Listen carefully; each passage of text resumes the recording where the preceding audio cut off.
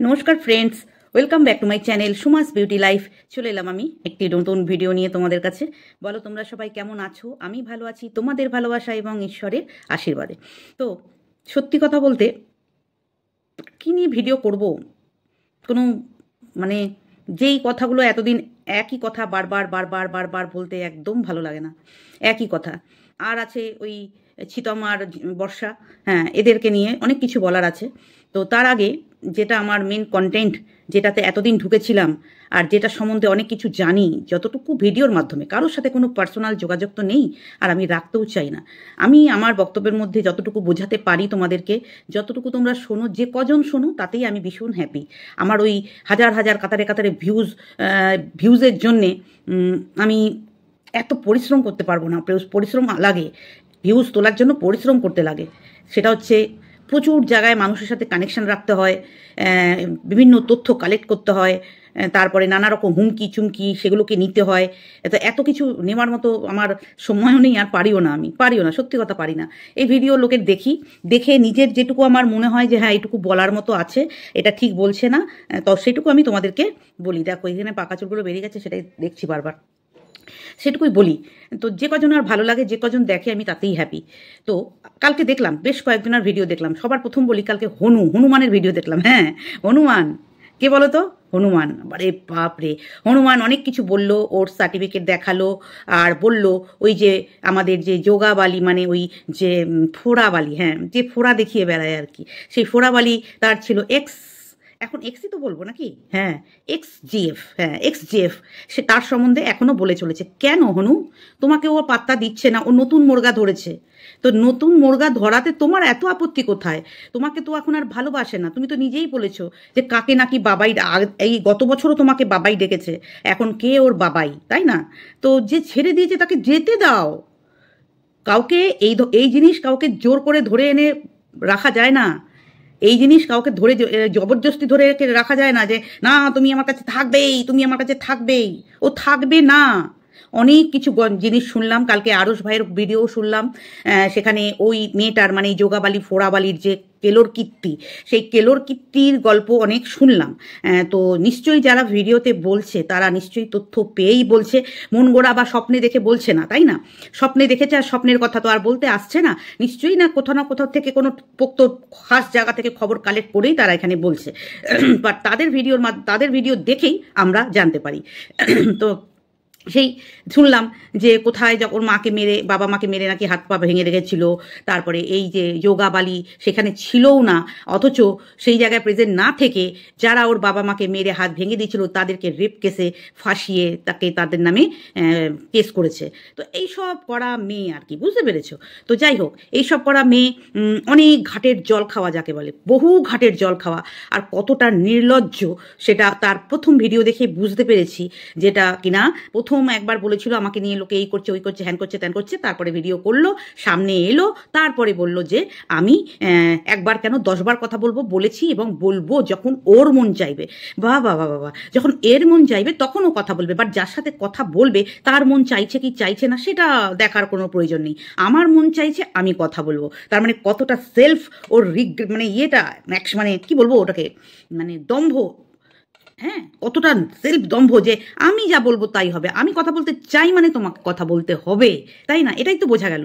আমার যেদিন মন চাইবে সেদিন আমি কথা বলবো। তার মানে অপোজিট সাইডে যে আছে ওর কথা বলার জন্য, সে তার কাছে মাথা বিক্রি করে দিয়েছে যে যখন তুমি কথা বলতে চাইবে তখন আমি কথা বলবো। আচ্ছা, কেক খাওয়ালো, খুব ভালো, হ্যাপি বার্থডে হলো, ওর লাইফে ফার্স্ট টাইম এইরকম হ্যাপি বার্থডে হলো। সেটা শুনে আমাদের হনু একদম জ্বলে গেছে। হনু বলছে আমি তোমার পিছনে লাখ লাখ টাকা খরচা করেছি, সরি, আমি তোমার পিছনে লাখ লাখ টাকা খরচা করেছি, সেইগুলো তোমার কাছে কিছু না। তোমার একবার, এই প্রথমবার এটা তোমার বার্থডে।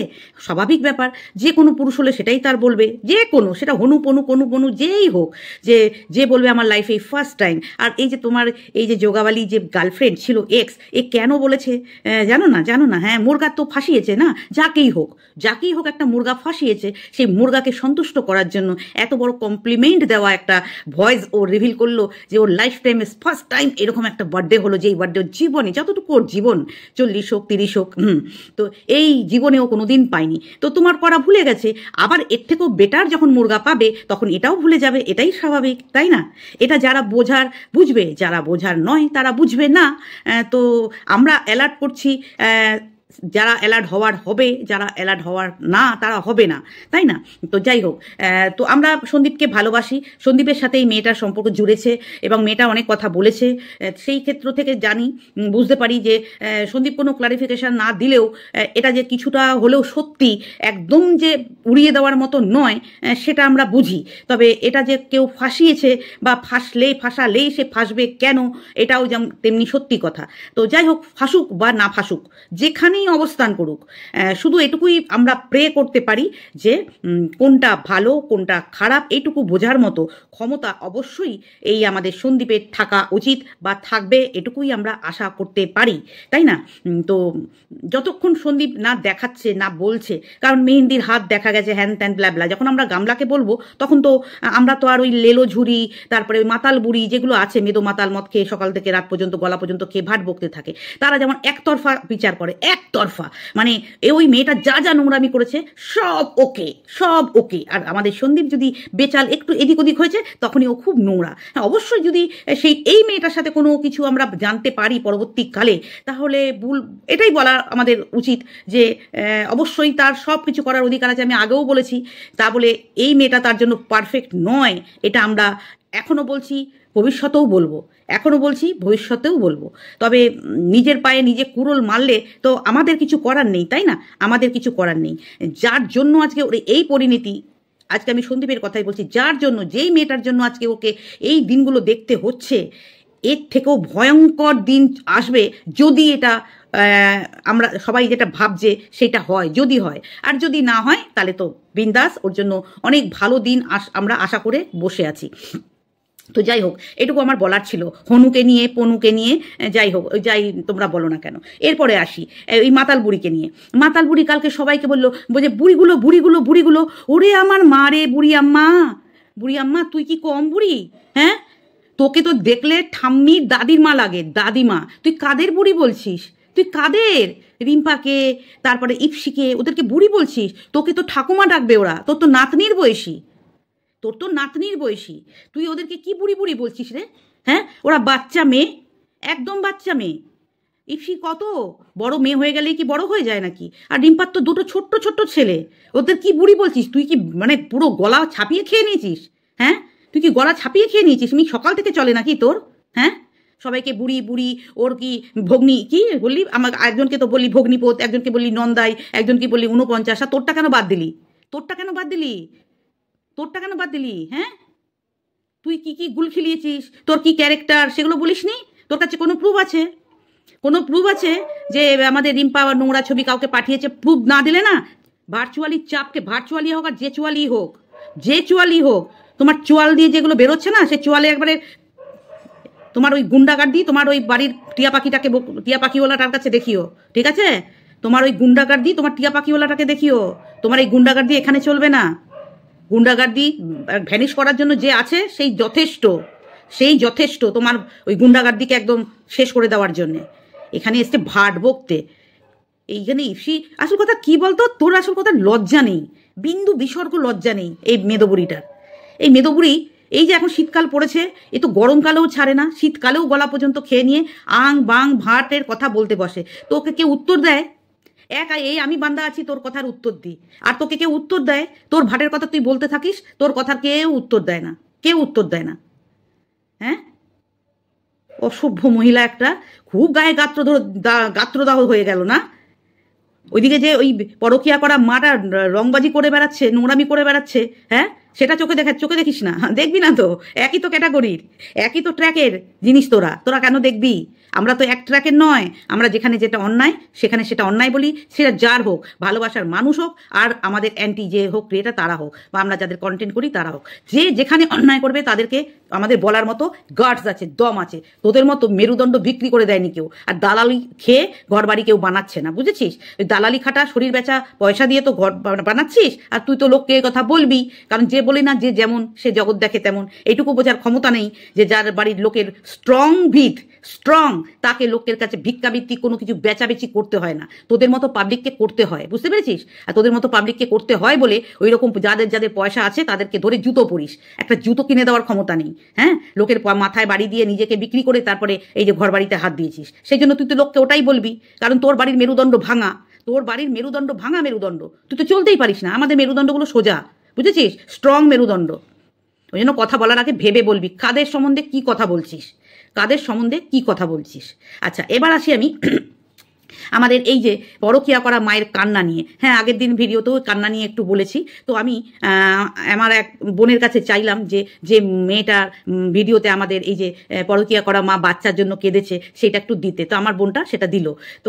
আমি দেখলাম, ও মাই গড, এ তো মরা কান্না কাঁদছে, মরা কান্না। কেউ যদি কোনো অঘটন ঘটে সেই রকম কান্না। তো এটা কি 1.5 বছরের জমানো কান্না? কিরে, হ্যাঁ, পরকিয়া করা মেয়ে, বল, এটা কি ওই 1.5 বছরের জমানো কান্না? আর ওটা তো মানুষের কোনো দুর্ঘটনা ঘটলে মানুষ ওইভাবে কাঁদে, এত কান্না। তারপরেই ব্যাস।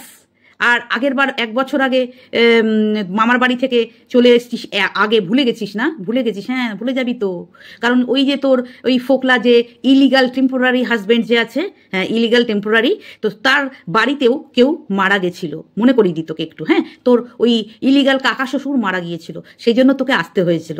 এবং তোর সাথে তখন ওই ইয়েও ছিল, তোর এই ইলিগাল যে চোরটা যাকে তুই ধরেছিস, এই চোরটাও ছিল। আর আজকেও তোর সাথে চোরই ছিল, বুঝতে পেরেছিস? তুই একা আসিসনি, কারণ তোরা যেদিন গাড়ি করে গেলি সেদিন চোরটাকে দেখা গেছে সামনের সিটে।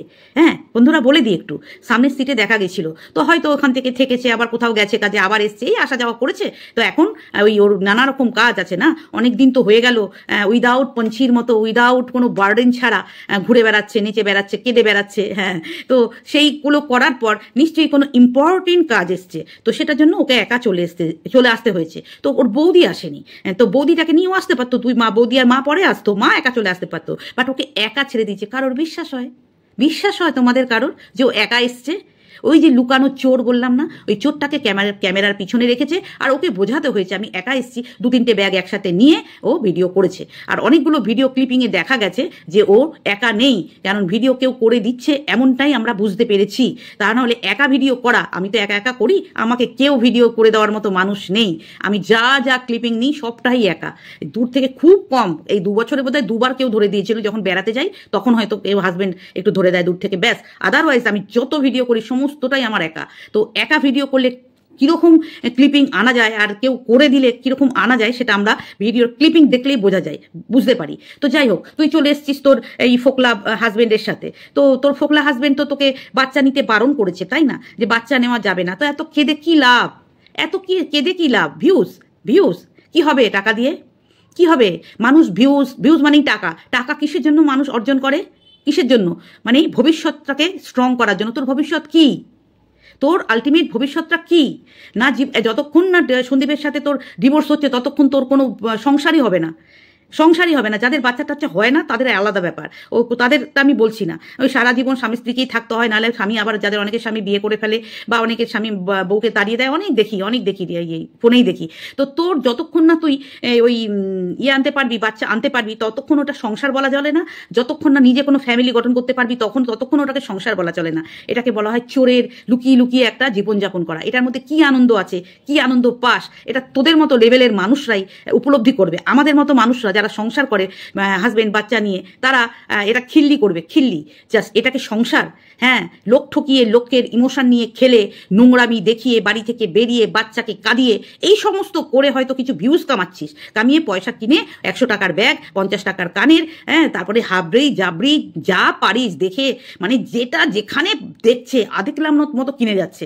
মনে হচ্ছে জীবনে, মানে এত বছর বয়সে, 24 বছর বয়সে মনে হচ্ছে জীবনে কোনোদিন কেনাকাটি করেনি। মানে যা দেখছে, যখন যেখানে যেটা ইমিটেশন বলো, আর সোনাগুলো তো লুকিয়ে লুকিয়ে করেছে, যেগুলো ওখান থেকে নিয়ে এসছে ঝাঁপিয়ে, সেগুলো তো ভেঙে ভুঙে এটা ওটা করে করেছে, সেগুলো কিন্তু এত প্রপারলিভাবে দেখায় না, যেমন দেখিয়ে দেখিয়ে দেখাচ্ছে এই দেখো 100 টাকার ব্যাগ কিনেছি, এই দেখো এই মল থেকে ওই কিনেছি, ওইখান থেকে স্মার্ট বাজার থেকে ওই কিনেছি।